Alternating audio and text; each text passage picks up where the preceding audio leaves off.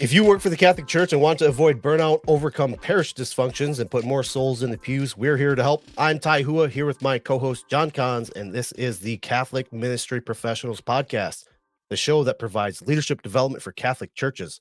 Every week, you can expect engaging discussions, expert interviews, and actionable advice to help you move Jesus' mission forward in your parish. Today, we're discussing the plan for better engagement with your parishioners through a parish outreach plan. John, how are you? Oh, just so excellent. We just got back from a little family vacay. I wouldn't say rested up. I, I saw someone on social media one time say you take vacations with your spouse or by yourself, but with your family you just take trips. And it's it is different. It's exhausting, but it was so fun, and my cup was full. We had a blast. We had a blast. Yeah, that's awesome. We also went on a trip to see my wife's grandma in Rochester, Minnesota. Shout out to Bishop Barron, the bishop of the Rochester Winona, right? That's the diocese. Yeah, Winona Diocese. Yep. Yeah. So we went to mass at this like quaint little country church called the Church of Saint Bridget. Mm. Uh, small little, like literally, it's in a field. The rectory and the church is out there. It was beautiful. It was a small little church. Um, I don't remember the priest's name, but he gave a great homily. Yeah, he was talking about how he just went on a retreat in Spirit Lake, Iowa, and he was down there during all of the rain. So he was talking about how, like, I could have complained. I could have, really just let it ruin the experience. But the cool part was there was so much water, they pulled out all of the boats, and that was the calmest that lake has ever been. Hmm. It was just such a nice, quiet, and reflective time, so to speak. So yeah, he was very good at looking on the bright side of things. Yeah. We're south of all the rain that happened, and so about 2 days after all that rain came through here in the Midwest, we had this all that water filter through our area. We're up high enough on a hill. We're very fortunate, very lucky, but there's lots of farms along the way that just got flooded out.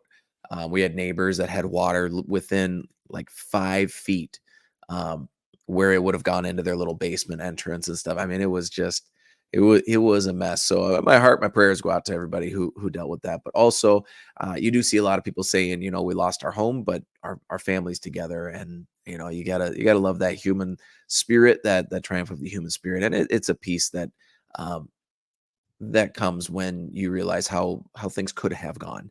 And so, yeah, it's just a wild experience.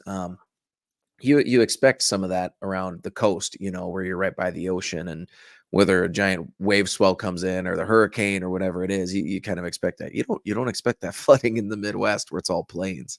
But that's great, man. I love those country churches too. There's a Broomtree. Have you been to Broomtree Retreat Center I've in not. Irene? No, I have not. I don't know if there's just a standing restraining order that I haven't been invited there, or I don't know what's going on. But yeah, I've heard of it. You've talked about it. You know what? You and I, we should take like a Catholic ministry professionals retreat day down there. You'd love it. You talk about the little country church, and it's this really old little church, and it's up on a hill. It's super picturesque. Yeah, and it's one of my favorite mass experiences is being out there because you step outside and you're in God's country there. It's beautiful. Well, Yeah. but I'm excited for today. This outreach SOPs, this out parish outreach plan that you've put together. It's something you've hinted at in different episodes. And full disclosure, we did record the episode on it, but for whatever reason, the audio got messed up. So here we are back at it again. I'm guessing second time's a charm. Tell us a little bit about what we're going to talk about today. I'm going to let you take the reins. It might be a little different feel for our listeners, but this is something you're very passionate about, and I think will come across. It's a nice meaty episode for our parishes. Yeah, so for the listeners, I'm gonna slow it down a bit because John had mentioned SOPs. P as in Paul, not B as in boy. So standard operating procedure. I didn't This is even what think of that. we are agreeing to do. This is our standard that we're setting as far as what we plan to do with parish outreach. Now, John, let me ask you, have you ever started an initiative, whether that is like a potluck or adoration, worship night, and they fail. Like nobody shows up, nobody knows about it. Or when you start to talk about it and invite them, or even I'll take it one step further. You're doing this thing, and somebody says, "Man, I wish somebody would do this thing." It's like it's been in the bulletin for a month. How do you not know about it? Has that ever happened to you? Once or twice, yeah, once or twice a week since I started in ministry. Yeah. So we send out the invites. We've got the announcements before and after mass. It's printed in the bulletin and even the parish newsletter. But even then, we have low attendance or the same number of people or the same people that show up. Right. So we're to the point where we're frustrated and almost I wouldn't call it burnout. I would just say disappointed. Like I can't get anything started. Why try anymore? You feel like you can't get any traction, and you can't get the attention of anyone new. Yeah, it's like quicksand, right? The harder and harder you try, I'm using air quotes for our listeners. You do all these things and it's to no avail.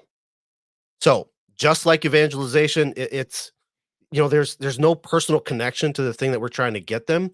If we're trying to evangelize, we have to start getting into a good relationship with them and start communicating better, right? So, um, if it's not pulling at their hearts that they need to do something or be somewhere, chances are that level of commitment is going to reflect that. Now, you can't just expect one or two connections with someone to get them to be, madly involved or um, want to be a part of what you're trying to get them to be a part of. So, this is where that parish outreach comes into play. Now, imagine this, John. You're a 20-something-year-old pining for fellowship. I know that was a long time ago for you. You're pining for, um, man, what's the word? Community? Yeah, yeah, community. That's a good one. You're pining for that fellowship, that community, but your parish doesn't offer anything except a smorgasbord or a potluck. And let's be honest, that's probably not very appealing. I know it's not very appealing to me. So what do? Typically, what happens is you start to tune out those announcements, and when something that might interest you comes available, you miss it. So, how do we begin to break down those walls and start to get people to listen? We have to start with those conversations again. And it's not just as you're walking out of the church and saying, "Hey, would you be available for?" And then by that time, you're already tuned out. You're halfway through the door. It's like, "Oh, okay. Well, I'll read it in the bulletin. See ya." Um, this is something that is near and dear to my heart because it's very close to what I do for a living as far as outreach and communication and marketing and really sales. You really got to sell this idea to somebody to be able to get them to think, you know what, maybe that's something I need to be a part of.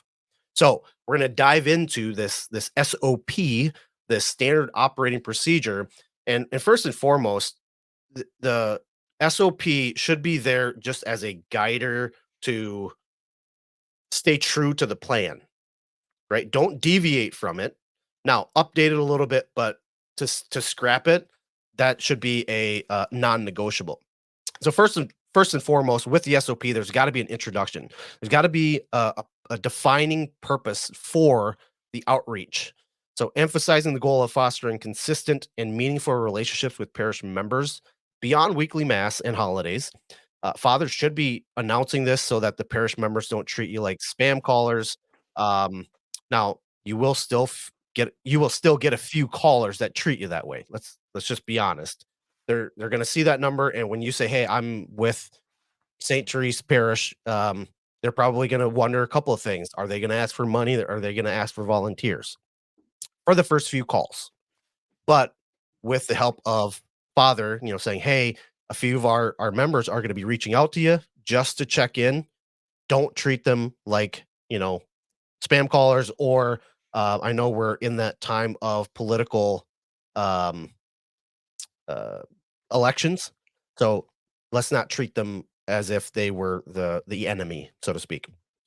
What's the scope? Assessing the need for an outreach plan, building a team, and plan for execution. This is where that parish council comes in. So the introduction is super important because it gives us that good start that we need to be able to agree on why we're doing it and how we're doing it. Is it when you say introduction, you mean introduction to the parish? Like how Yeah, you're introducing it to the parish? both. So introducing it to the parish, but also to the team, right? So Yeah. as a team, we have to have that unified goal. So if we all get together and we say, "Hey, we're just gonna do a parish outreach, and we're gonna call people." Well, I know quite a few people, even people in sales that hate calling people. That's just the fact of the matter. But if you say, "Hey, that's it's tied to how we do business and how we get the results that we want, and I'm going to show you how to do it. Here's the plan. Here's how we follow up with them. Here's the frequency in which we're going to follow up with them, and how we're going to keep track of this information." Then it makes it a little bit easier. It's digestible. There's a plan. We unveil, so to speak, the unknowns of what might happen. And it just makes it so that there's no apprehension of man, am I just going to get left to my own devices and I have to make this up all on my own? Right? So we all have the same plan. We actually practice, which we'll get into a little bit later in the SOP, but we practice what we're going to talk about. So it's not, we're shooting in the dark, and the first time we're actually saying the words aren't on a call with an actual parishioner. So there's role playing involved. There's a good portion of that we'll get to in the SOP. But that's a good question. What's the introduction? I think introduction is to our parish overall. Like, hey, you're gonna get a call. But then also, what is the SOP? The introduction is what is the SOP? So the second part of the SOP is assessment and planning. So parish health assessment. We talk about this at the end of every episode. John talks about it. He says, go and do the parish assessment. So utilize our free assessment provided on our website to evaluate the current engagement level of parish members. And we'll have the link up, but we have to be able to know what we are, where we're at as far as a parish to be able to move forward. So, John, maybe speak into the parish assessment just a little bit as far as why it's important and why it's a barometer of health. Yeah, absolutely. Well, it breaks down our entire Catholic ministry professionals framework, and it gives the opportunity for all the elements of the parish as they line up in that framework to look and say, "Hey, how healthy are we here?" And all you're doing is entering a score, 1 to 4, how well we're doing. And when you enter that in, it gives you then a color-coded picture. Like it takes each of those sections and assigns a color to it based off the score that you enter in. And so you can then really see quickly, okay, are things green? Awesome. They're good in this area. Like our communication, maybe our communication is actually really good. People know what's happening and when. But then maybe you look at the way our team put plans and implements things, and maybe that's a red or a yellow, and it goes, well, we could use some work in this area. So if you were to, as a staff, start there, and then even you could even use that, and maybe I'm looking at this the wrong way, Ty, but you could use that assessment and walk somebody through it over the phone or invite them to use it with the phone. And your entire goal for them then is to have that communication of, hey, we want to know how our parish is doing here so that we can serve you better. And it's this free resource then to kind of get our minds wrapped around where do we actually need to put in the majority of our efforts, and to emphasize where we need to grow and build as a parish. It kind of gives you a way to isolate and focus down and kind of niche down where do we need to put the most of our efforts here, so it really does fuel those conversations Mhm. so that you can do better work. You can prioritize the things that are going to build the kingdom better. Yeah, one way to look at it too is if you're looking to improve in any area, how do you know what to improve on if you don't know what you're good at or what you're lacking? Or even, if you're going to the doctor's appointment and, I'm going to use myself. If the doctor says, I'm not saying this is a true story. I'm not saying it's not a true story, but if the doctor says, "Hey, Ty, you need to lose weight," and I go, "Okay, well, how much?" "Oh, I don't know." Well, how the heck do you know I need to lose weight? Based on what? Based on what? Exactly. Based on what? Well, what do they always do? They do it in your checkup. They weigh you and they check all your vitals. They do, lab work. Well, what is that? That's the health assessment. So within your own parish, you need to understand how healthy is your ministry. So, based on the assessment, set clear goals, set clear, actionable goals. Just as an example, maybe your goal is to increase parishioner engagement through regular contact. Maybe it's identifying and addressing specific needs or concerns of parish members, or just to foster a sense of community and belonging. Those are the goals. You can copy that. You can change those goals, but based off of those assessments, the parish health assessment that we offer, now you can start to see, okay, we need to improve here. Let's make sure that we're better engaging our parishioners or what have you. It doesn't matter. You got to at least check out the free health assessment at Catholic Ministry Professionals. So that's the second part. So we've introduced it. We all are on the same page. Now we're looking at the assessment and planning. So we have a plan moving forward. Thirdly, we have to build a team. So who's in the leadership positions? Um, and then also developing leaders. So leadership development, train team leaders on effective communication, relationship building. And that what that's going to do is that's going to hopefully lead people to be able to get over that apprehension, be able to have better conversations and shed some of that fear, right? I don't like naturally I don't like being on the phones. Now when I get on the phones, I'm a chatty Cathy, but the idea of actually getting on the phones, at least initially, was kind of a faux pas. Like, no, I don't like talking to people because I'm pretty blunt, right? But once I get on the phone, everything's good. With with the idea that you're going to help people and not just talk their ear off, right? Well, and that to me is the value of all the things that you've talked about leading up till now. We need to know what the goal is because if you're just calling them out of the blue and you're saying, I don't really know why I'm calling you, that's a different conversation you're trying to start versus saying, hey, I'm from the parish. I'm calling you because we've got this new thing coming up and we really want to see who's involved. Or, hey, we're just really trying to assess the needs of our parishioners. I notice you haven't been to any of our events in a while, and I'm wondering if there's something that you're looking for, that a way that we can start. I mean, it gives you a way to enter into that. Even if you are scared, you have something solid you can grasp onto and start that conversation.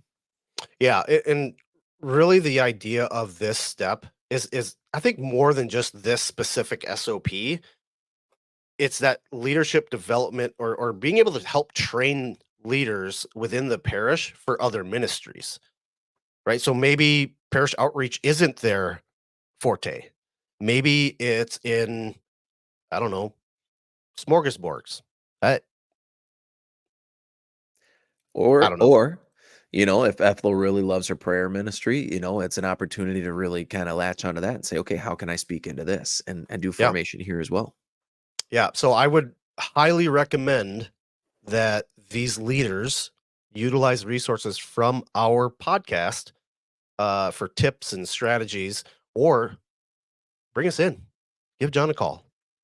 You know, we can lead a daily retreat or a day retreat or a weekend or a conference or whatever that we can help kind of set those leadership training, I don't know, ideas, programs for you. I don't, what would you call that, John?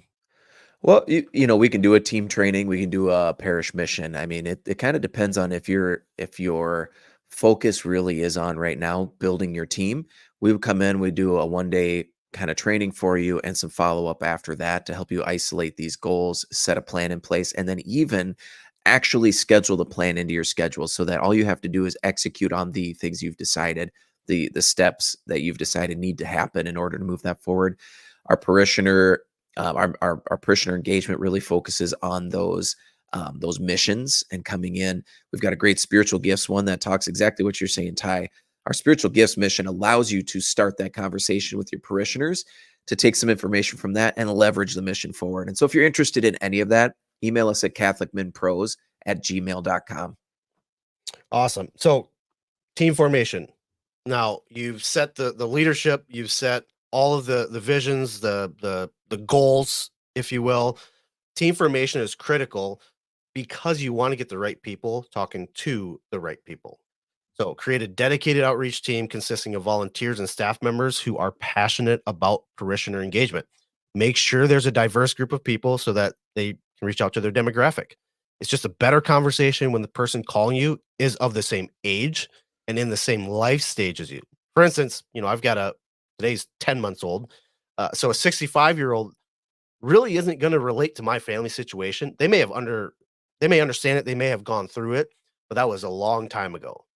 One example is, we keep getting invited to these things in the evening, like 7 o'clock, which for the most part, yeah, 7 o'clock would have worked if I didn't have a 10-month-old. But we're literally winding down. I am fighting for my life at bedtime right now because he does not want to go to bed, but he's tired. I don't know if you can relate to that at all. But 7 o'clock just doesn't work for me.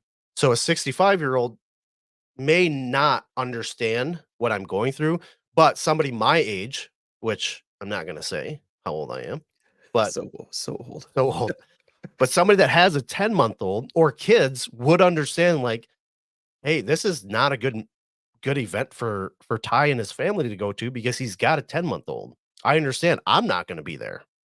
Right? So, make sure that we're connecting with people of the same demographic.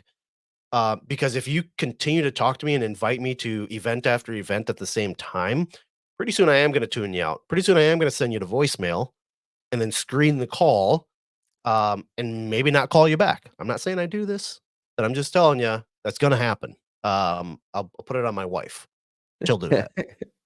Well, and I think that's why it's, an important component of this, and you're probably gonna pull this out too as we go a little bit, is, having the right conversations, because we ran into exactly that, and it's not even having young kids, it's that, we're trying to build our music program at our parish, and we've got a choir and a new director of the choir that's doing a really good job. They sounded really good this last weekend. He said, "Hey, John, we could really use you in our choir." And I just told him, I actually don't have time to do another thing.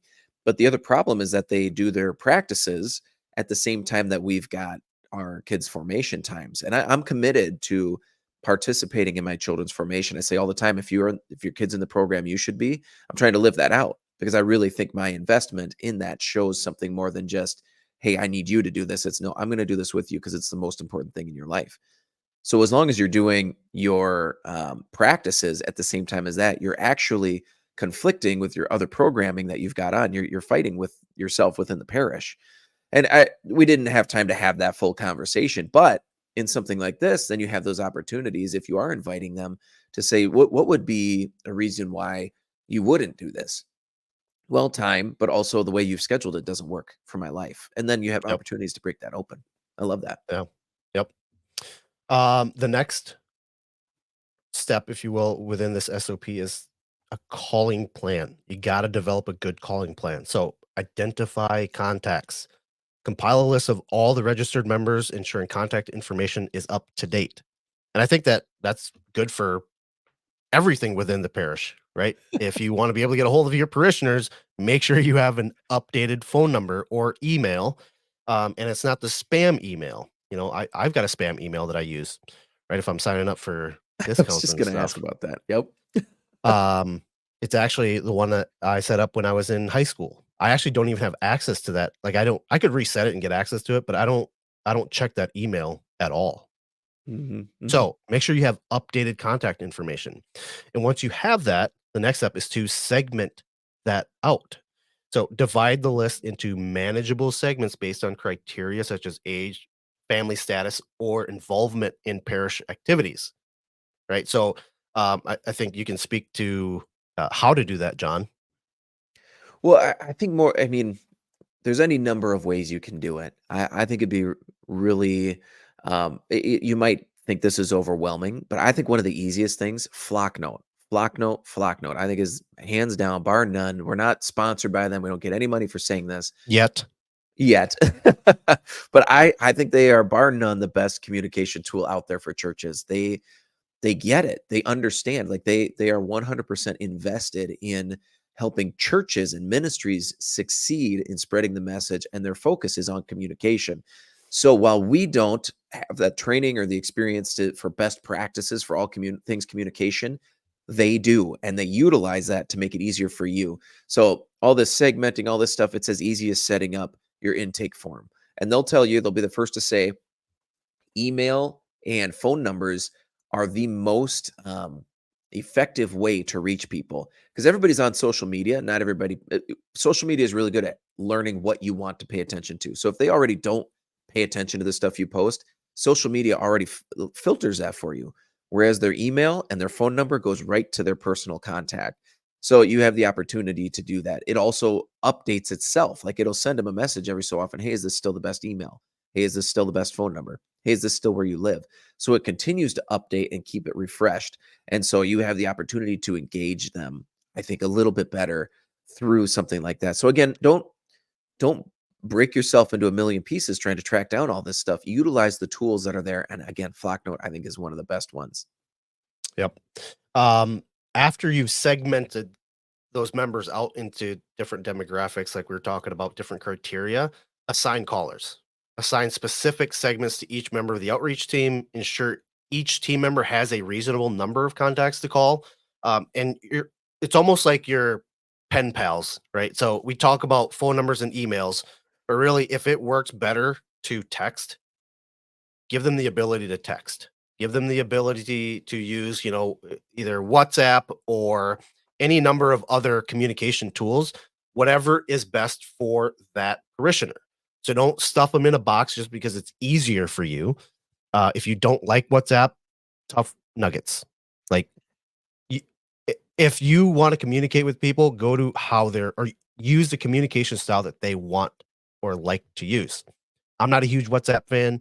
Um, one of the examples I give is I got a brother that uses WhatsApp. He will not respond to a text message. I don't know why.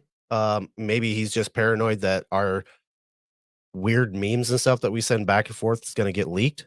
Where WhatsApp, it's encrypted and nobody else can access it. I have no idea, but I know if I want to get a reaction or an answer from him, like, "Hey, are you coming down this weekend?" or "Hey, are you available at this time?" I'm going to use WhatsApp and not just regular text message or Facebook Messenger or any other number of communication tools. Use what is going to get the best reaction or uh, what would you say? Just communication, right? Well, just Like, what's going to engage them on the deepest there you go. level, at the lowest barrier entry. Yep, You're lowering barriers to entry if you're going where they are. yep, exactly.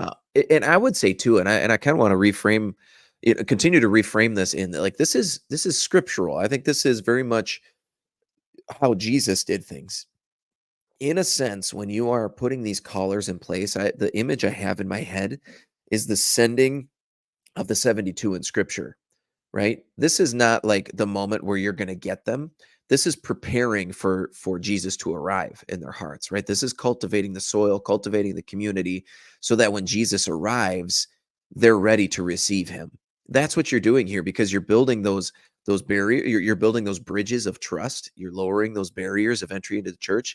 And this is the first threshold to conversion that Sherry Waddell talks about. So kind of bringing this back to what are we doing here? Well, we want people to receive Jesus. So Mm, all of our efforts with this outreach, this parish outreach that we're talking about, all of the efforts here are like Jesus sending the 72, the disciples, the people that he invested in and trained them in like the way he preaches and teaches. He sent them out to the towns before he arrived so that they would have a chance to sow the seeds. They would have a chance to cultivate the hearts and minds of the people there so that when Jesus arrived, they would be the most disposed to receiving him. Same thing. Whatever it is that you're using this outreach SOP to do, you are planting those seeds. You're cultivating that soil so that when the parish calls on them, when Jesus reaches out to them through you, through your work, they are the most disposed to receiving him and responding to him so they can give their lives to him and they can live out that fruitful life, that holy life, that joyful life, that life in Christ that we are all called to. that's beautiful. Thank you for tying it back to religion.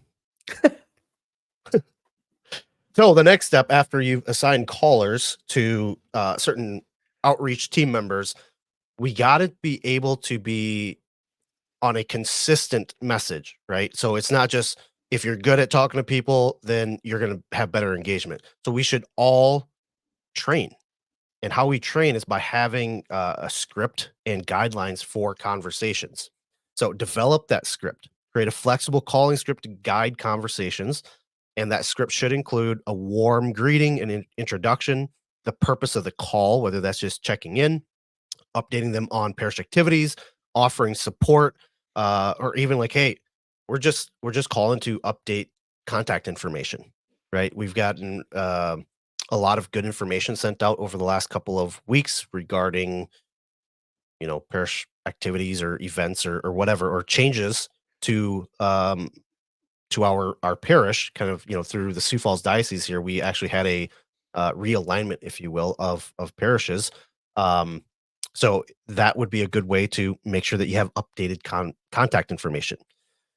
One thing that I will say is have open-ended questions to encourage dialogue, right? Don't just ask yes or no questions where it feels like you're answering a questionnaire or you're just being interrogated, right? So ask open-ended questions. Um, it should also include information about upcoming events and opportunities to be involved. You know, one way I look at it is if you're not comfortable going to a place, you're probably not going to show up. Very few people will show up to be vulnerable, but if you have a liaison or what's a concierge, right? If you know somebody's going to be there to walk you through, or at least you have a familiar face that is going to be there, you're more likely to show up. When it's easy, like you talked about, John, lowering that threshold, if you know the person you've been having a conversation with over the phone is going to be at that event, you're probably going to show up, right? You've given that commitment to them that you're going to be there. So you're almost, I wouldn't say obligated, but you probably would show up if you told somebody you're going to show up. Yeah, and as I'm thinking about this too, I think two things to pull out, right? Would in my mind, would this be a living document? Like it's continually evolving. Let's say you've just started this outreach ministry and people keep asking the same question. You want to you want to as the leader implementing this, put that question into this script a little bit with a brief answer so that it's something that they can go to, right? Is that correct? I mean, there's a couple ways to do it, but you could do it here. I think based off of the conversations that we have, you would have like a frequently asked questions, or in the sales world, it would be objections, Mm. right? So if you constantly call this one person and they keep saying, "Well, I just don't have time." Okay, well, how do you continue a conversation there? Right. So we need to be able to train, and that's the next part of this script and guidelines. Part of this SOP is training, provide training sessions for the outreach members to practice the script and learn how to handle different types of conversations. So you could either put that in this document, or you can create um, a supplement guide of objections, or how to really support the conversations that you're having. If it's easier to put it in this document, great. I personally like to just solidify the SOP and don't touch it, and then just have that supplemental guide on the side. Gotcha. And so then I suppose another way to handle that would be, and I think it's probably okay to do this, is if they asked a question you didn't know the answer to as a volunteer, to have that as one of your pieces to be, "Hey, I don't actually know the answer to that, but can I follow up with you? Can I check on it and get back to you?" And I think the value of that is it would establish trust. If you're actually following up and answering their questions, suddenly they've got a line of contact that that they know is actually going back to the parish and back to them. That the parish is responding to their needs, um, and it also then gives you a reason to call them back that Yeah, they've agreed to. It opens the doorway for that. yeah. I mean, that's just common decency, right? Like, if Well, don't, yeah, I mean, one would think. yeah, yeah. But yeah, I mean, it goes back to just even apologetics. Like, if you don't have the answer, don't fake it. Mm, Right. So make sure, if you say you're going to get back to them, make sure you get back to them, or else it's going to go back to what I said earlier. If I see your number and you're calling me, and every time I ask you a question, you don't get back to me, guess what I'm not going to do? I'm not going to answer your call because I don't like being, number one, lied to, frankly. Like, if you're not going to give me the answer and you tell me you are, you're lying to me. If you don't have the answer, like, just tell me. I, I, I'm very, very flexible in like, I know I don't have all the answers. I don't expect you to have all the answers, but just don't lie to me. That'll So, preach. yeah, that'll preach. Um, so I'm very convicted in this part, the training part of how to have a conversation, and I think that's just in the fabric of my being is practicing. Whether that is a hobby, any hobby of mine, whether it's literally for work, I'll do that. I just want to be able to handle every scenario that I know that's going to happen.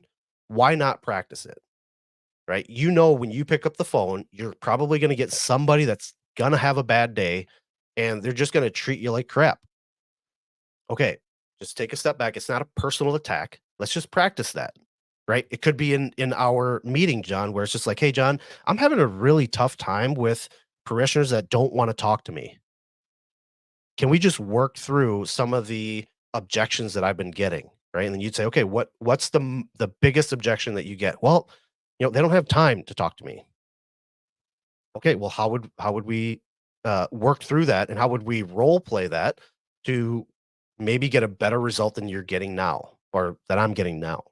So you work through that, and then maybe you don't get that very often, and you're a third party to that conversation. As you're listening and as you're watching people go through that role play, when it happens to you, because inevitably it will happen. You've already been there. You've already handled that objection, maybe not directly, but by osmosis, you've been part of that conversation, and then you can actually work through that conversation. Well, I completely understand that you don't have time, John.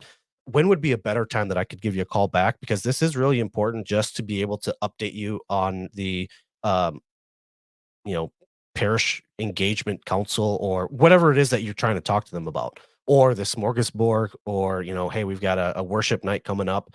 We've got a family night coming up, or It's whatever. Ethel's birthday, surprise birthday It's party. Ethel's surprise, Ethel, who's birthday been party. carrying the parish on her back for the last 50 years. Nice Ethel Mm, mug. mm, so good. But I think that is super important to train, um, because you may not always have the opportunity to work on those on the call, and I don't suggest that you do. I'll give you kind of an analogy. I'm a big golfer. Usually, I'm wearing a golf shirt. Every time I show up to a family function, they're like, "Man, it looks like you're ready to golf." It's like, "Yes, I am ready for the invite." So, if you invite me, the only thing I need to do is load my clubs up on the cart. Um, so within golf, the scoring zone, if you will, is about 100 yards and in. Not very often do we actually get to practice 100 yards and in. And when we do practice, it's when we're actually playing for a score. So if you get within that range and you've never hit a 100-yard shot before, you have no right to get mad at the results because you don't know what you're going to do. You could shank it, you could hit it 2 feet from the pin. But if you go to the chipping area or the practice facility at your golf course and you drop, 20 golf balls down and you're hitting at 100 yards every time, and you do that 5 times, now you've hit it 100 times. You've got data to say, "Hey, 90 times out of 100, I'm short. So guess what I gotta do? I gotta club up." Or 90 times out of 100, I hit it over the green. Well, guess what? You gotta club down. So all of this to say is you wanna be able to put yourself in that position more times more times in practice than you would in a normal, you know, um, actual event, right? So let's practice a very stubborn parishioner that doesn't want to talk to you.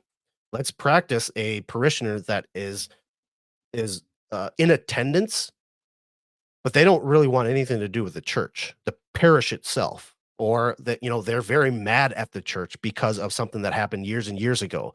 How do you handle that? So practice it with your team. And then when it actually happens to you, you're not stumbling and bumbling over your words. And you're not frazzled to where you don't want to make that next call to a different parishioner. The thing I want to say here is In my mind, when I was working in a parish setting, if somebody were to say this to me, I'd be like, "Man, this sounds like a lot of work. This sound all these extra practices, yada yada yada." Um, these are extra things, and the thing I would want to say back to me is that these are yes, they're extra meetings, they're extra trainings, but unlike most of the trainings that I have been to in my professional career, this is a training that is going to plug people into areas where they have strengths, right? Because you're actually trying to plug the right people into this ministry. You've done your homework. Maybe you've brought us in for that spiritual gifts assessment mission, and we've identified 30 people that have the gifts of hospitality and evangelization in your community.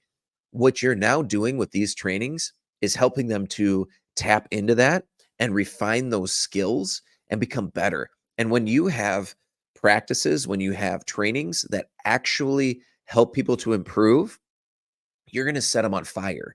They're not going to Mhm. resent coming to a training or a practice that helps them to improve, that they see tangible gains.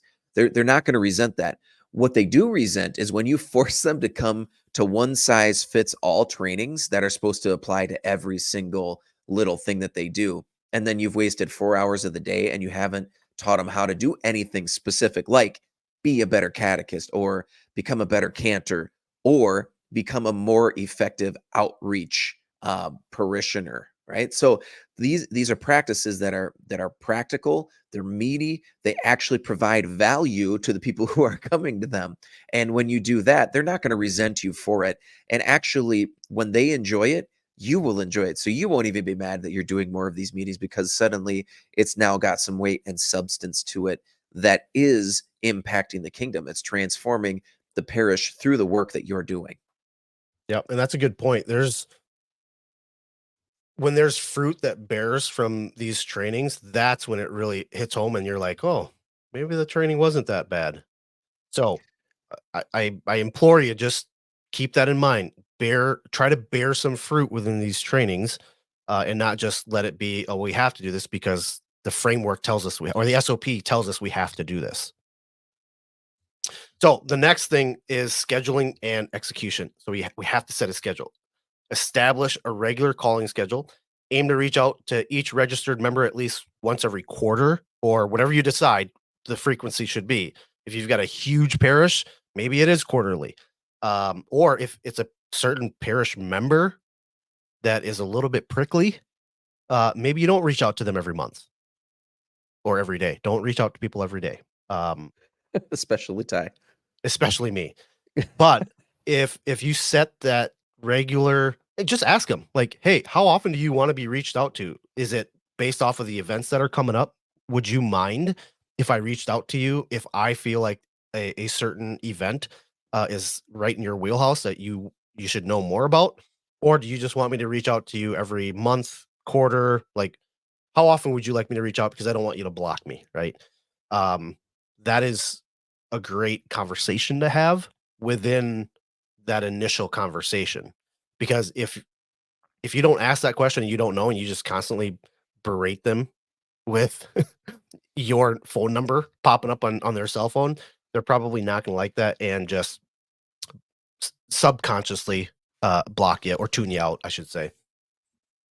Um, Once you've set the schedule and you're starting to call it, track progress. Use a tracking system, whether that's a Google spreadsheet or Excel spreadsheet, whatever database you want to use. Monitor the calls that are made, monitor the responses received, and monitor just the follow-up actions that are required.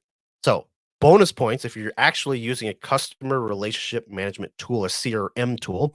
Now, this could be a whole separate episode. Like, I love CRMs and I also hate CRMs at the same time because people that use CRMs don't typically keep them updated. Welcome to the world of sales.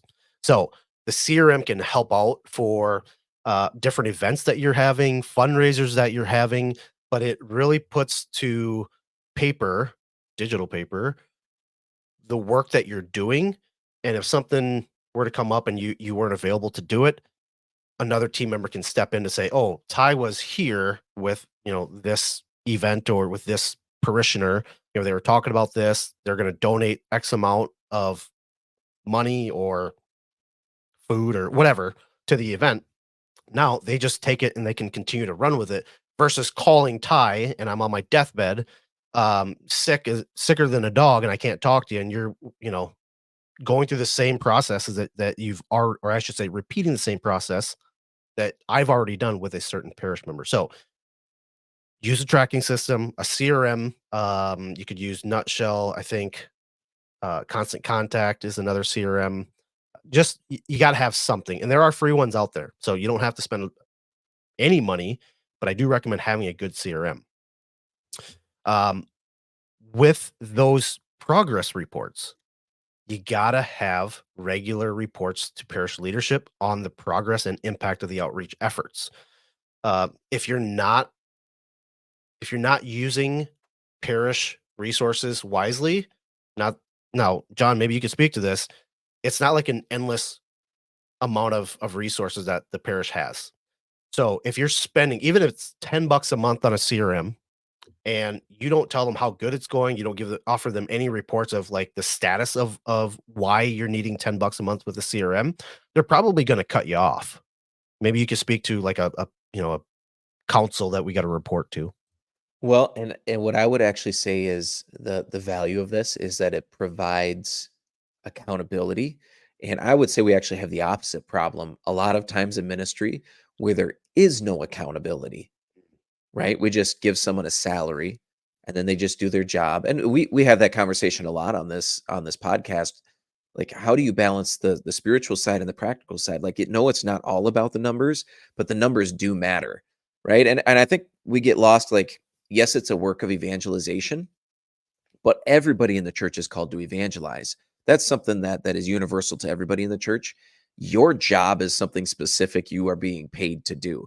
And if you're at my parish, it's something I am paying you to do. And so I want to know that you're not just throwing seeds out there and hoping they'll sprout. I want to know that you're intentionally evangelizing. This gives you some meat. I remember a while back when I was working in a Catholic school, and my superior told me, "Hey, I want you to kind of track your hours." And I said, "Well, I'm salary," and they said, "Yeah, we want to know kind of what you're doing and when." And then they started asking me, "Hey, I want you to kind of track the engagement. How many different students?" Like I literally had to keep a spreadsheet of the number of students and who I talked to like day by day.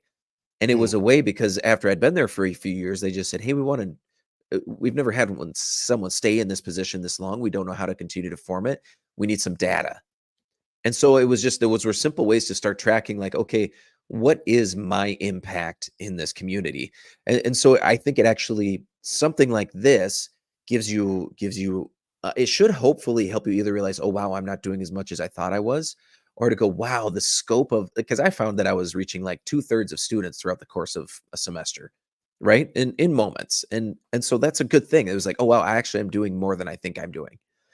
So it gives accountability to the work you have been called to the work you are being paid to do. yeah, one I do not that you're saying this, but I don't want you to feel like this SOP is a full-time job, right? Yes. So it sounds like a lot of work, but literally if you assign it, hey, I'm going to call, I don't know, once a month, I'm going to set aside 2 hours to call my 10 to 20 people. Cuz conversations can go on longer. I get that, but typically it's going to be a 5-minute update. So do not be scared of the scope of work that's involved here, but it's providing that accountability that John's talking about to why we're having the need for this team and the resources going into this campaign or this SOP. So bringing it back to a council or reporting it back to a leadership team of why we're doing what we're doing and here are the results is uber important. Now, getting back to the SOP, the next step, the seventh step is follow up and support. So, document any specific needs or requests from parish members and assign them to appropriate parish staff or volunteers for follow up. So, like I mentioned, if there's somebody that's mad at the church, they show up in attendance, but their heart's really not in the worship service because of something that happened years and years ago. And if you build that relationship through constant contact and updating them on different events that are happening, and they share with you, hey, I haven't been to confession in 20 years because 20 years ago, this priest gave a terrible confession that made me feel dirty.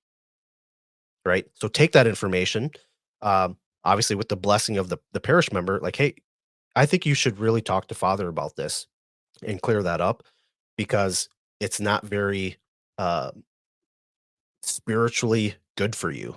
I don't know what the terminology is there is, but now you're not the ones trying to, heal that pain. That should be Father's conversation. Father can have Mhm. that conversation of, "Hey, here's where you're hurting, and I get it. I'm sorry for what that priest did." And maybe through that follow-up that you did, now you're reconnecting them to the body of Christ.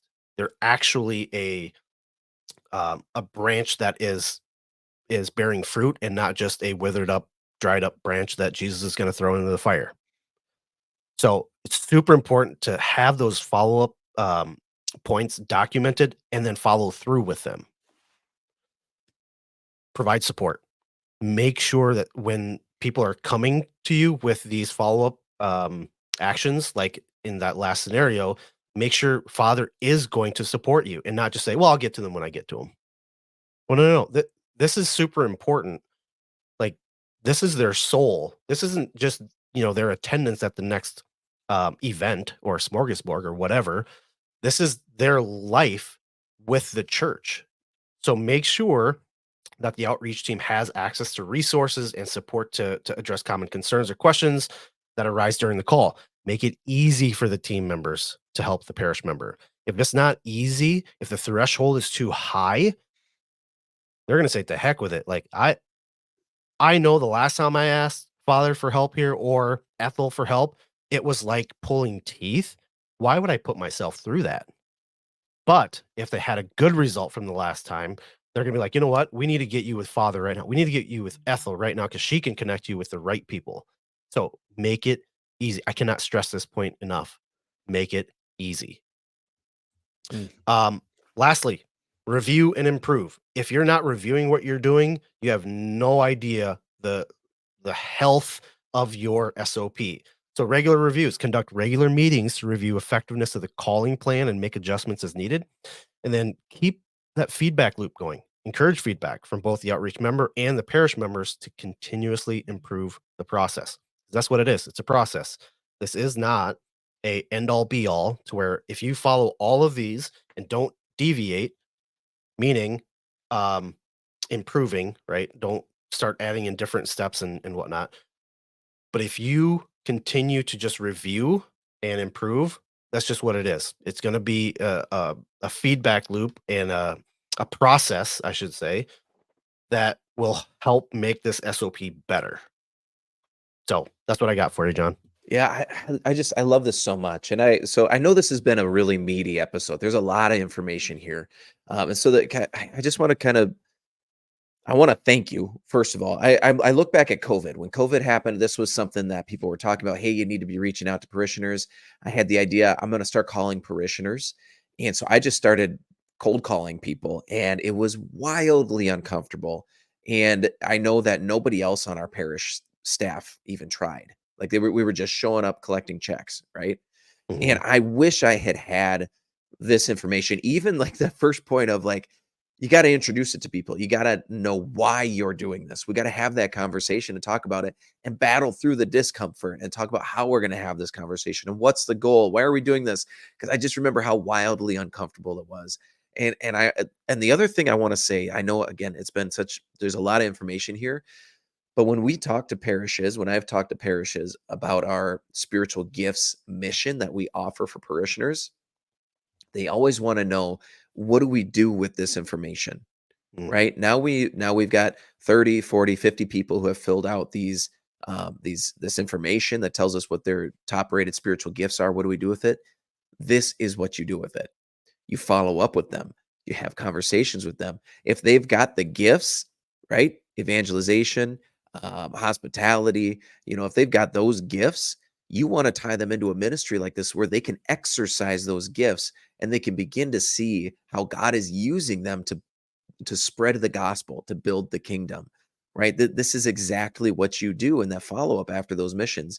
And I just love that. I think this is so wildly practical that we haven't even thought of it as a means of evangelization, as a step of pre-evangelization for people to really just utilize the tools that we have right here. I love it. Thank you, Ty.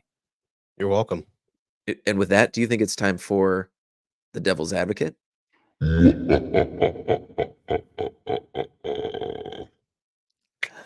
All right, Ty. So I think everything you said makes sense, but at the end of the day, this is not a sales company. Like, we are just not cold calling people. And honestly, I would hate to have to implement something like this. It's not the first time that I've heard that, and I've actually heard that in my day job as a sales manager. It's not a sales company. Well, it actually comes across is, I don't want to sound salesy. I just want it to be organic. It's like, you Yeah. work for a sales company, right? No, the fact of the matter is, no matter what you're doing, we're always selling something. This goes beyond what we have always done, right? Air quotes, what we've always done, because what we've always done has gotten us what we've always gotten. So we have to think in terms of what results we're looking for and not what new thing I do not want to do. So what results do we want? Let's go back to the beginning, right? Do we want to increase parishioner engagement? Do we want to increase parishioner attendance? Do we want to increase tithing? Do we want to increase insert whatever you want to increase or decrease or whatever your goal is. So that's what we're looking to do. And if we have to do something different to get a different result, that's what we're talking about. And this is what we've been talking about, I think, going back to our very first episode. So we have to say, instead of, well, it's not what we've done before, we need to say, what do we got to do to get a different result? Now, I just let that sink in because we have to swallow our pride a little bit. I'm going off a little bit of script here, but we have to swallow our pride a bit. And I think every salesperson, and I'm not just saying salesperson as in somebody that does sales for a living, but a salesperson is somebody trying to get their way. They're persuading you to do something that they want you to do. So whether you're a kid asking to sleep over at your best friend's house, Mom, can I sleep over at John's house? Well, no, it's not a good night. Yeah, but look at all the things that we could do. Like we can build that fort we've always wanted to build. We could if I sleep over on Friday night versus Saturday night, I could go to mass with you on Sunday. Right? What are you doing? You're selling the idea of sleeping over at John's place. You're a salesperson no matter what field you're in because you're trying to get your way out of somebody or you're trying to persuade them into doing something that maybe they didn't know was available. Maybe they didn't want to do because of a perceived end result. Like, oh man, I don't want to go to that smorgasbord. It's boring. But then you go, it's like, oh, you see families that are of the same demographic that you really relate to, and you are all of a sudden like excited to be around those people. So you're always selling. I kind of lost my place, but John, I think you've hit it on the head so many times through our podcast of just doing a new thing. What's that scripture verse? Isaiah 43:19. I am about to do a new thing. Now it springs forth. Yeah, do Do you you not not perceive it? perceive it? So if you're okay with the status quo, which if you're listening to the podcast and have kept up with us so far, I don't think that's you. Uh, then don't do a new thing. Don't do anything new. And be the person that complains and badmouths your boss. Be the person that doesn't get the results. But you owe it to God to do your job. You owe it to the families that are tithing every month. You owe it to yourself to get the results that you went into this position wanting. Don't let the burnout and team dysfunctions keep you from putting more souls in the pews. I implore you to give this a go. I implore you to bring us in. Give John a call. Send an email to Catholic Ministry or CatholicMenPros@gmail.com. Just get on a call with us. Have that conversation. And worst case scenario, we can't help you, which I doubt. But send that email, connect with us, get us to help your team because who knows? We may be able to increase parishioner engagement. We may help you avoid burnout. We may help you overcome team dysfunctions.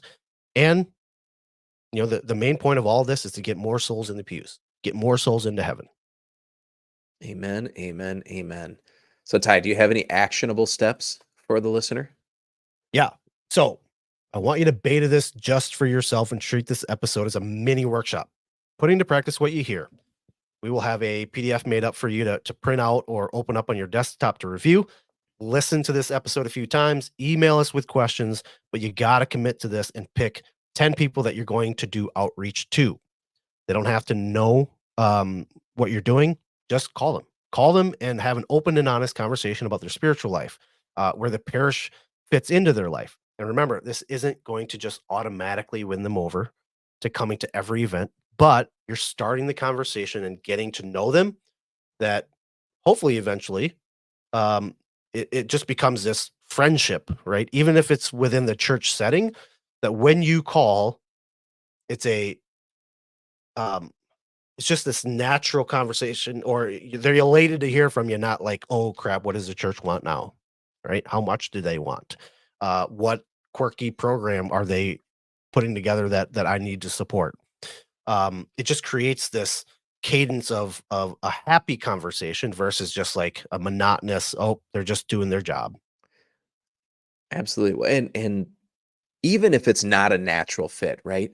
I think familiarity breeds that natural connection, right? And I think about our friend group that we've cultivated around us here. We've got a First Friday group that meets once a month to share faith, to share food.